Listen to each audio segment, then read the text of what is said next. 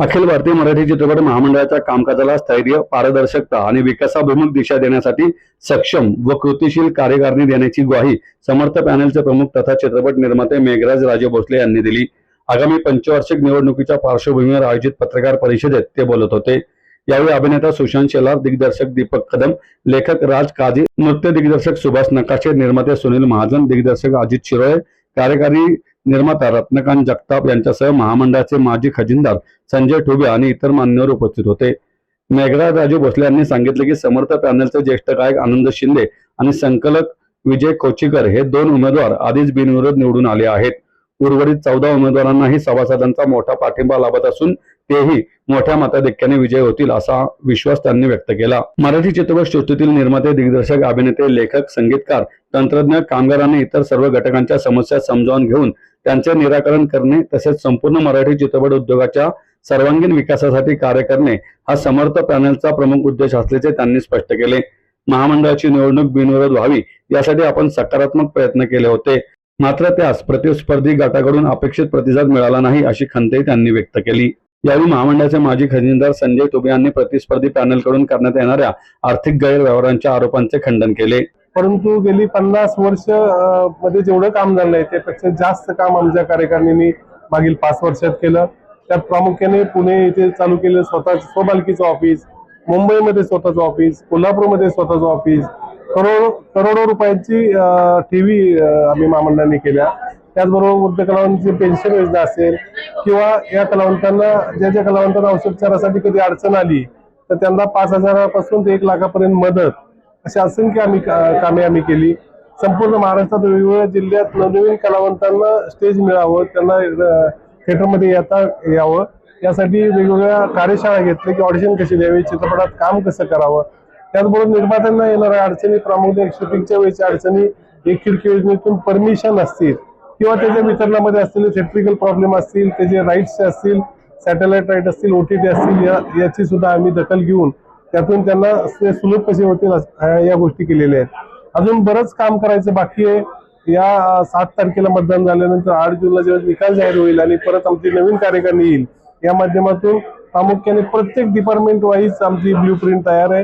या डिपार्टमेंटसाठी काय करायचंय, आपल्याला मराठी चित्रपट निर्माते दिसतात परंतु त्यांचा वितरणाचा प्रॉब्लेम आहे। यातून जवळजवळ 500 थिएटरची निर्मिती करणे, छोटे छोटे थिएटर शासनाबरोबर निर्मिती करणे, कलाकारांचा आरोग्य विमा काढणे, बॅकस्टेज कलावंत आहेत जे टेक्निशियन आहेत किंवा spot wise, lightman, setting wise, costume डिपार्टमेंटमध्ये काम करणारे, यांचं मानधन अतिशय कमी, त्यांचं मानधन वाढवणे, त्यांना त्यांचं पेमेंट वेळेत मिळालं पाहिजे यासाठी प्रॉमिसरी नोट, हमी पत्र तयार करणे, भरारी पथकाच्या माध्यमातून कुणाचं शूटिंगमध्ये अडचण येतील, कुणाला ऑडिशन मध्ये काही कोणाकडून पैसे घेतले जात असतील तर त्याच्यावर बंधनं आणणे।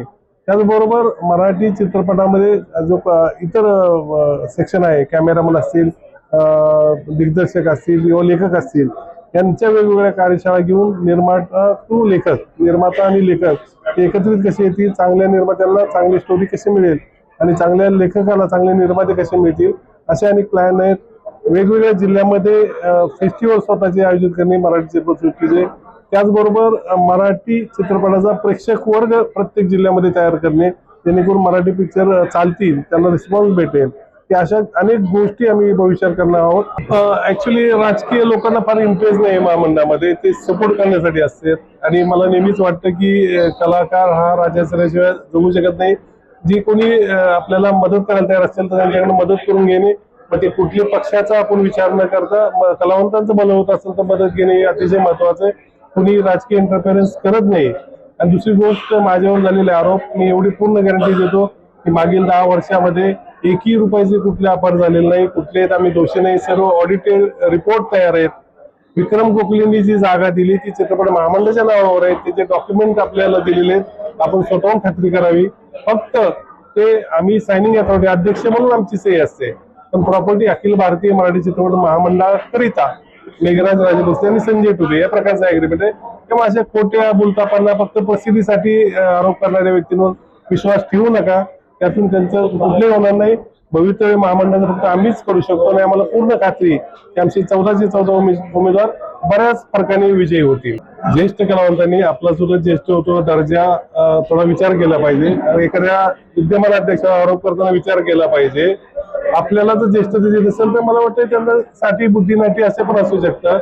त्यामुळं महेश बोललो ते काही चुकीचं नाही. मी रिस्पेक्ट करतो, आतापर्यंत कधीच बोललो नाही. आणि झालेले आरोप असतील तर त्यांनी सिद्ध करावे. कुठले आरोप करणे काही आता सांगितलं की आम्हाला फॉर्म भरून दिला नाही. 70 लोकांनी कसा फॉर्म भरला? सीसीटीव्ही कॅमेऱ्यामध्ये चालू होतं. तुमचा फॉर्म कुणी काढून घेतला? तुम्ही कुणाकडे दिलता? का सांगत नाहीत ते? त्यांच्याच लोकांनी त्यांना फसवलं आणि त्यापुढे पाटकर साहेबांना उभंच राहायचं नव्हतं. त्यांना पराभव दिसत होता म्हणून ते पडद्यामागून फक्त खेळी करतात. खेळी न करता आपण सामने आले पाहिजे, मैदानात उतरलं पाहिजे. सत्य असेल तर सांगितलं पाहिजे. मला सांगा, पाटकरांनी माझ्या आरोप करण्यापेक्षा मी 10 वर्षात काय केलं ते सांगितलं. ते अध्यक्ष होते 1 वर्ष, त्यांचं पॅनल 5 वर्ष होतं, तर त्यांनी 5 वर्षात काय केलं ते सांगावं. एक काम सांगू शकत नाहीत. जमीन मी आणली, विक्रम गोखलेंनी पत्रकार परिषद घेऊन सांगितली फक्त मेघराज भोसलेंवर विश्वास आहे म्हणून मी देतोय. तर हे पाटकरांनी काय आणलं नाही. तुम्ही तर सेलिब्रिटी आहात. तुम्ही किती लोकांना मानधन चालू केलं, किती ठिकाणी ऑफिसेस घेतले, किती कोटी FD केल्या, किती इव्हेंट केले, किती पुरस्काराचे कार्यक्रम केले. त्यामुळे आरोप करणं सोपं असतं, करणं अवघड असतं. खुर्चीवर बसल्यावर कळतं जे होते खुर्चीवर. अजिबात नाही, कुठली कॉम्पिटिशन आहे. 8 तारखेला तुम्हाला समजेल. हे परिस्थितीसाठी लोक उभे राहतात. काही जणांची वेगळी अपेक्षा असते त्यातून. आम्ही कुणाला घाबरत नाही. आम्ही 70 लोकांना उभं राहा म्हटलं. कुणाला माघारी घ्या म्हणून सुद्धा आम्ही प्रयत्न केलेला नाही. कारण आमचं काम बोलतंय, लोकांनी पाहिलंय. 30 वर्ष पाहतात. मी आज आलेलो नाही इंडस्ट्रीमध्ये. 30 वर्ष, 95 साली पहिलं प्रोडक्शन आहे. रंगभूमी केली, नाटक केलंय, लोककला केलंय, थिएटर चालवले स्वतः. 15 राज्यामध्ये कॉर्पोरेट इव्हेंट करतो. त्यानंतर चित्रपट काढले, त्यानंतर अध्यक्ष झालो. एका रात्री झालो नाही किंवा माझ्या वडिलांच्या आशीर्वादाने झालं नाही किंवा पैसेवाला आहे म्हणून झालं नाही. माझ्या कष्टाने झालेलं प्रेम आहे लोकांचं. त्यामुळे आपण नाट्य परिषदेत सुद्धा पुण्याचं पाहिलं, अख्खेच्या अख्खं पॅनल निवडून आलं. महामंडळात सुद्धा तेच होणार आहे. त्या प्रकारे संपूर्ण महाराष्ट्रात रिस्पॉन्स भेटतो. आम्हाला कुठलीच भीती नाही.